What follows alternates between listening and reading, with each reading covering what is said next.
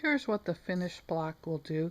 You do it in 4 sections. You do each arrow individually, and I will be showing you how to do one arrow. And then you can put them together any way you want. The way I did it was 2 arrows meeting in the middle, 2 arrows facing out. And so let's get started.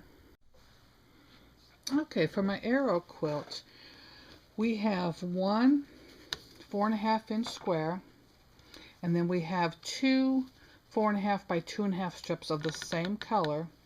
We're going to do a contrasting square, 2.5 inches, and then 2 of your background, 2.5 inch squares. The first step I'm going to do is place one of the background 2.5 inch squares, and what I like to do is, if you can see this, finger press just diagonally down the middle, just as a guideline for the sewing.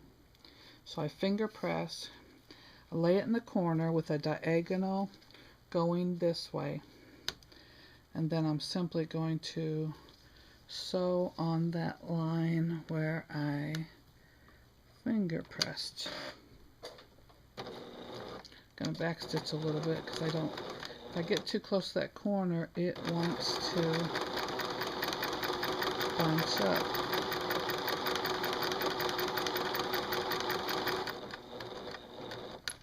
Okay, so that is going to get us, what I'm going to do later is we'll fold this over and we'll cut off, or I can do that now for you, cut off a 1/4 inch seam allowance. And we will press that. We'll do the other side. This is a very, and then we'll have to find something creative to do with our little triangle scraps. I tried doing it the other way where, fold this one, where I just cut the triangles and trying to save a little bit of fabric, and just wasn't working out quite as well.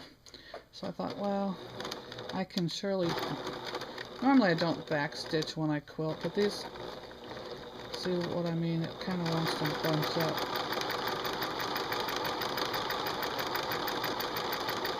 I wasn't paying attention. I put this guide here. This is just yellow duct tape with a guide that kind of, see how it bunched up a little bit? It's kind of a guide for that.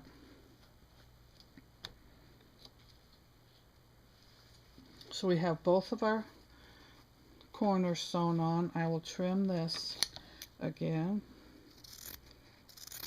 I did a better job of trimming this time. Do the seam allowance, and normally I would stop and press, but I can just finger press for now. Okay, so this is, we have this section.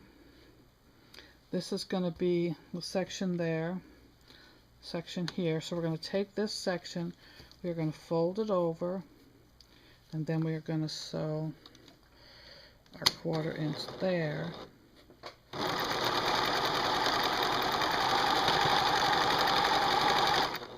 And I usually, when I'm quilting, like to do, and this is the top section, we are going to fold over the little coordinating square. If you sew them back to back, it sure helps them not want to bunch up when you're doing this light, cotton material. Then I just snip it right there. Hope you can see. So this is the one section of the arrow. This is section 2 of the arrow. Right sides together, and normally I am going to pin this. Normally I would iron it. Pin this, see if we can get a really good center seam. And off we go.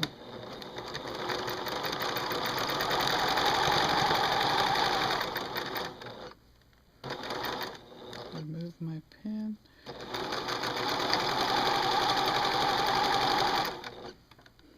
So that is your basic arrow.